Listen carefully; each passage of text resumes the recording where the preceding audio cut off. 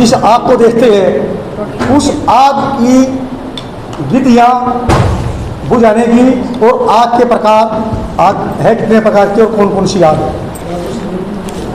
हमने आग को 3 भागों में बांटा गया है, सॉलिड फायर, लिक्विड फायर और इलेक्ट्रिक फायर। इलेक्ट्रिक फायर के आगे 2 भाग और कर दिए, गैसियस फायर और मेटलिक फायर। सबसे पहले आती है हमारी सॉलिड फायर। सॉलिड फायर है क्या? Type A fire. उसको घास फूस कपड़ा लकड़ी जो आग होती है वो सॉलिड फायर है। लिक्विड फायर कौन सी है? पेट्रोल डीजल तेल की है, लिक्विड फायर है। और तीसरी इलेक्ट्रिक फायर जो इलेक्ट्रिक सोर्स से कहीं भी लगती है वो है। उसके अंदर गैस और मेटलिक फायर।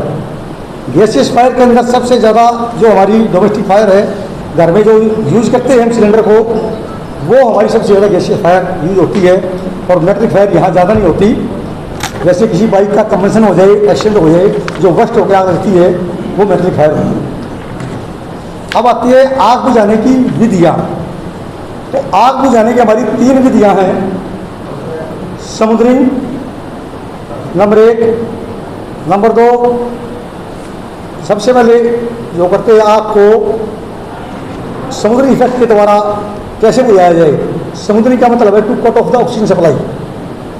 अब कहीं आग जब लगती है 3 चीज़ें आग के लिए ज़रूरी है, हीट, फ्यूल एंड ऑक्सीजन, साथ में उसका इग्निशिंग टेम्परेचर। कागज की आग है बहुत जल्दी पकड़ेगी, पेट्रोल की बहुत जल्दी पकड़ेगी, लकड़ी की थोड़ी टाइम लगेगा। तो हर आग का अपना इग्निशिंग टेम्परेचर है और इन 3 चीज़ों में से हम किसी एक को हटा देंगे तो आग बुझ जाएगी। तो ये 3 विधियाँ हैं, starving, smothering and cooling. Starving means to take out the unburning material from the burning material, in known as a starving. हमारे घर में लग जाए, कहीं स्कूल में लग जाए, किसी भी जगह ऐसी आग लग जाए, सॉलिड फायर है, अगर हमारे पास कुछ भी नहीं है, ना पानी बुझाने के लिए, ना रेत है, ना कोई इक्विपमेंट है, तो वहाँ सबसे विधि जो बेस्ट विधि है वो स्टार्विंग मेथड है। उस स्टार्विंग के अंदर हम क्या करते हैं, जिस मटेरियल में अभी आग नहीं लगी उस मटेरियल को बाहर निकालो फटाफट, तो आग भूखी मर जाएगी। अर्थात आग को जलने के लिए आगे ईंधन नहीं होगा तो आग सबका बुझ जाएगी। दूसरी विधि है समुद्री मेथड। समुद्री means to cut off the oxygen supply. हम ऑक्सीजन सप्लाई को कट करते हैं, कैसे भी करते हैं। आपने देखा होगा जब घर में कोई पेंट का डब्बा है उसको गर्म करो तो उसमें आग लगेगी, उसके ऊपर हम ढक्कन रख देते हैं, ऑक्सीजन कट हो जाती है। घरों में छोंक लगाते हैं, कई बार कढ़ाई में आग लग जाती है तो उसके ऊपर ढक दो एकदम, जैसे ही ऑक्सीजन कॉन्टैक्ट खत्म होगा आग बुझ जाएगी। आपने कई बार देखा होगा कि ह्यूमन बॉडी में आग लग गई तो यदि हम भागेंगे तो हम ऑक्सीजन के कॉन्टैक्ट में आएंगे तो वो आग और ज़्यादा बढ़ेगी। यदि किसी को पता है वो वही की हुई ग्राउंड के ऊपर लेट करके रोलिंग कर लेगा, रोलिंग करता है तो उससे ऑक्सीजन कट हो जाती है और आग बुझ जाती है। और तीसरा हमारा है cooling effect. Cooling means to reduce the temperature of the fire. अर्थात पानी फेंक करके, जहाँ सॉलिड फायर है वहाँ पर पानी फेंक करके हम उस आग को कंट्रोल कर सकते, बुझा सकते हैं। अब आग लगती क्यों है, इसके 3 मुख्य कारण हैं। Number 1 carelessness, accident and ignorance. तो सबसे मेन कारण है वो है केयरलेसनेस, हमारी लापरवाही। आप देखते हैं खेतों के अंदर हर साल अप्रैल मई के महीने में खबर आती है इतने एकड़ फसल जल गई, ये हो गया, वो हो गया। इसकी सेफ्टी के लिए हम नहीं करते, फायर लाइन होती है बीच में, एक किले से दूसरे किले बीच में जो पानी की नाली बनाते हैं वो नहीं बनाते, और लोग बस ज़्यादा फसल पैदा करने के चक्कर में वो करते हैं। और जो सूखी फसल होती है वो पेट्रोल की तरह होती है, एक बीड़ी किसी ने जला के फेंक दी तो कई एकड़ के अंदर नुकसान कर देती है। ऊपर से तार गए, बिजली गई, आंधी आ गई, उन तारों में स्पार्किंग हो गई और चिंगारी नीचे गिर गई तो भी आग लग जाएगी। तो ये आग लगने का जो सबसे एक केयरलेसनेस मुख्य कारण है। कोई अधिकारी कर्मचारी ये बीड़ी पी रहा है, उसका अधिकारी आ गया सिगरेट पी रहा है, बीड़ी तो बुझ जाएगी, लेकिन सिगरेट की खासियत क्या है, जब तक वो एंड तक नहीं जाएगी बुझेगी नहीं। और डस्टबिन हमारे पास में रखा है, वो सिगरेट गिरा के पी रहा है, सामने से कोई अधिकारी आ गया, शर्माते उठा के वैसी ऐसी उसमें डाल दी, नीचे कागज पड़े डस्टबिन में, तो वो जलती हुई सिगरेट भी आग का कारण हो सकती है, पकड़ सकती है। तो अभी छोटी छोटी बातों के ऊपर ध्यान देना है। इग्नोरेंस, अज्ञानता, हमें पता नहीं होता। हमारा पेट्रोल पंप है, वहाँ लिखा वही 100 मीटर के दायरे में कोई भी जलसील पदार्थ नहीं ले जाना, वहाँ सिगरेट लगाते हैं, माचिस जलाई कुछ और किया, वहाँ आग लग सकती है। जो हमारे फ्यूल के टैंक होते हैं उस पर लिखा पीछे हाईली इन्फ्लेमेबल लिखा होता है, उसके 100 मीटर के दायरे में हमें आग नहीं लगानी होती। लेकिन वहाँ गलती से सिगरेट जलाते हैं, वो पास चला जाते हैं और कई बार आग पड़ अनाज जाती मंडी के सामने। है। तो यही एक मुख्य कारण है लापरवाही का। दूसरा हमारा इग्नोरेंस का है। तीसरा एक्सीडेंट वो कहीं भी हो सकता है जहाँ आग लग सकती है, इसलिए हमें इनके ऊपर ध्यान देना है। और आग क्या है, क्यों लगती है, कैसे बुझा सकते हैं, इन सब बात के बारे में यदि हमें पता हो, मंडी के सामने ऑन रोड। डिटेल में मैं नहीं जा रहा क्योंकि ट्रैफिक वाले भी आए हुए साथी हमारे, इनको अपना अगला लेक्चर है और गर्मी का वातावरण है। लेकिन मुख्य बातें एक बात ध्यान रखनी है कि इन 3 चीज़ों में से किसी एक चीज़ को हटा दो, आग नहीं लगेगी।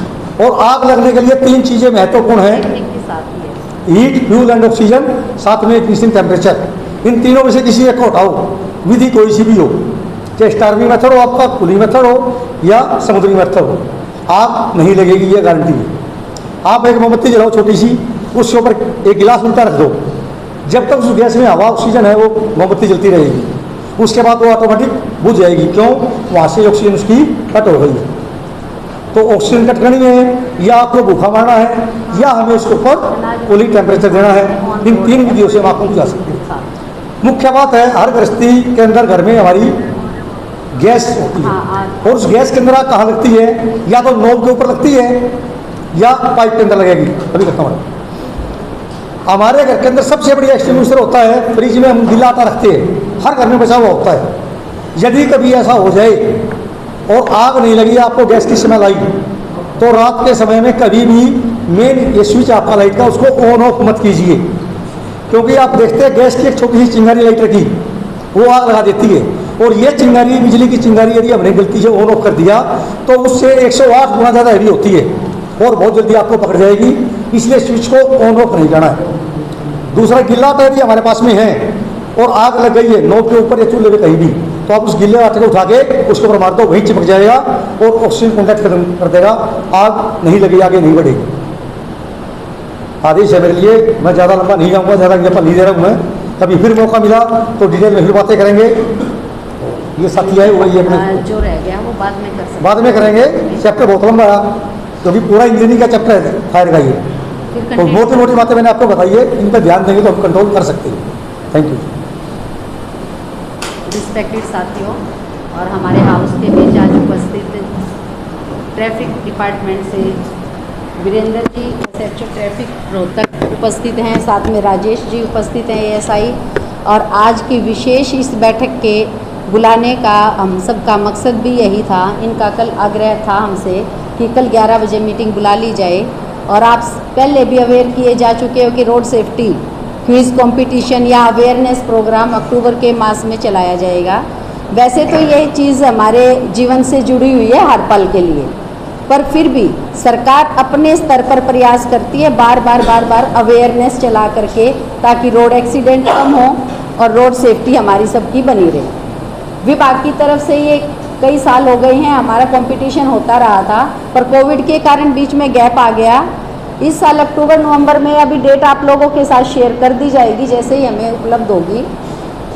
आपसे अपने विचार व्यक्त करने के लिए, आपके अनुभव साझा करने के लिए, आपको विशेष गाइडलाइन देने के लिए उपस्थित हुए हैं, आपके साथ शेयर की जाएगी। और कुछ रोड सेफ्टी से संबंधित बुक्स लेके आए हैं। ये आज जो ये बुक्स दी जाएंगी यहाँ से, ये प्राइवेट स्कूल्स के लिए दी जाएंगी।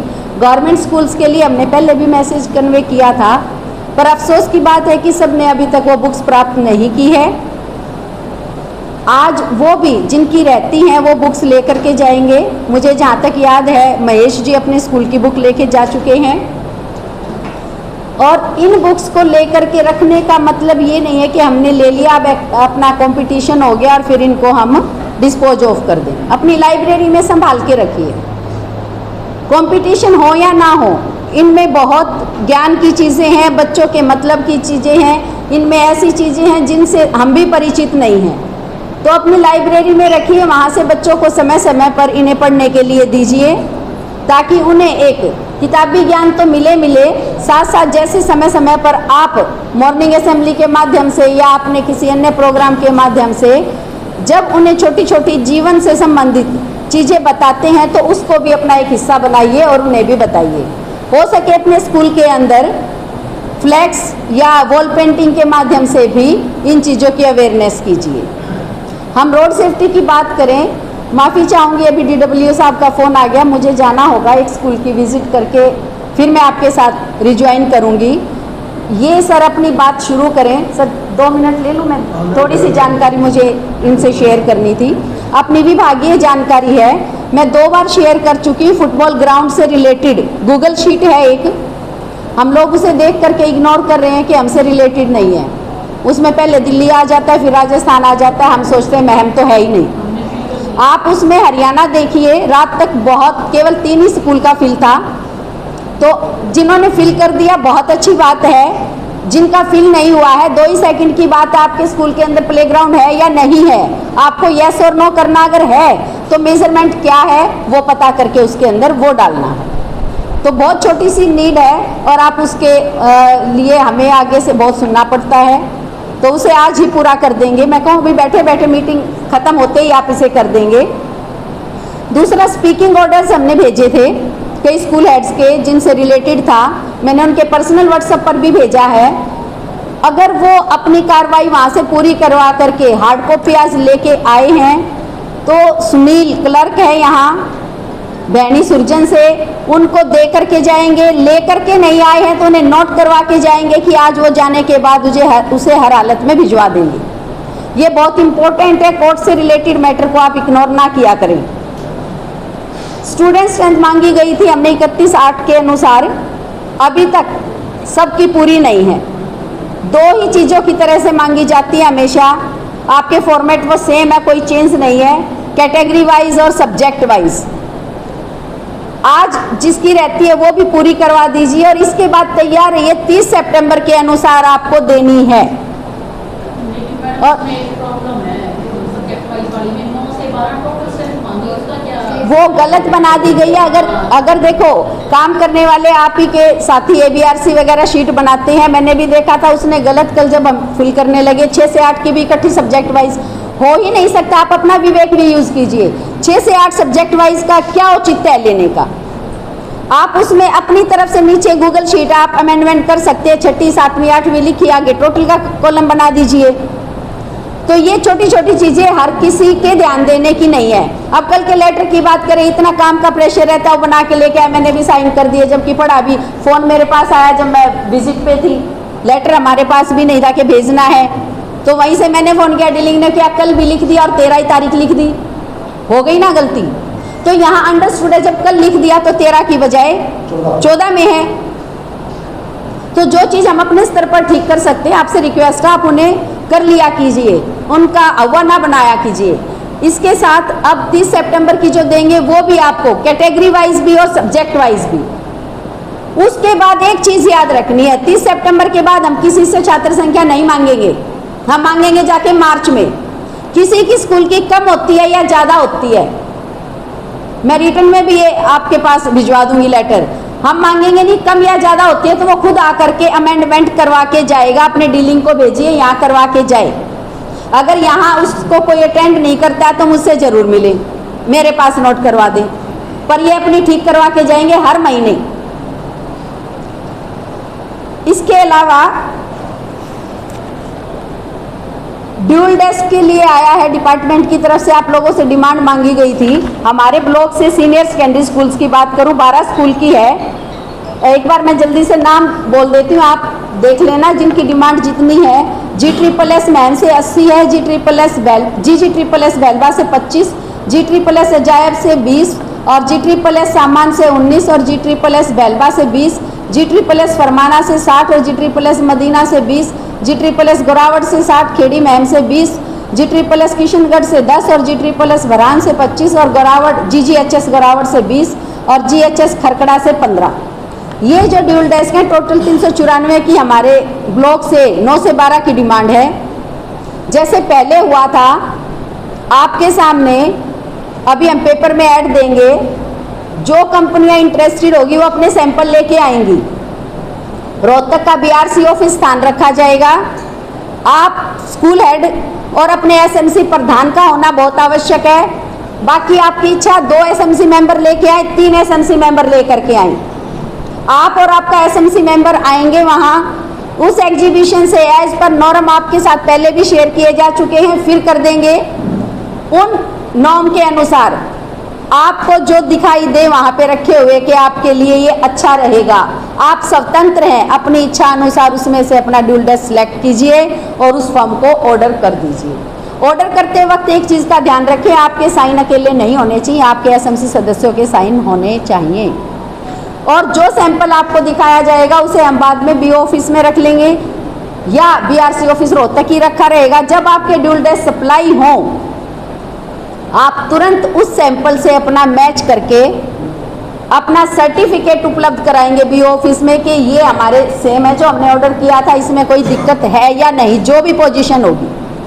अगर आप इससे डिसएग्री करते हैं तो विद इन वीक आप लेटर लिखेंगे वापस उस कंपनी के नाम, फिर से एसएमसी मेंबर के साइन करवाएंगे। जो रीज़न आपको लगता है कि ये ठीक नहीं है, लेटर लिखना है उसी पोजीशन में जब आप उससे एग्री नहीं करते हैं, अपने सामान को वापस उठा लिया जाए।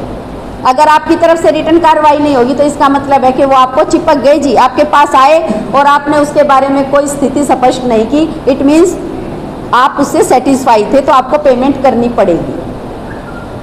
तो ये इश्यू ना आए, आप उसको अच्छे से देख लेना।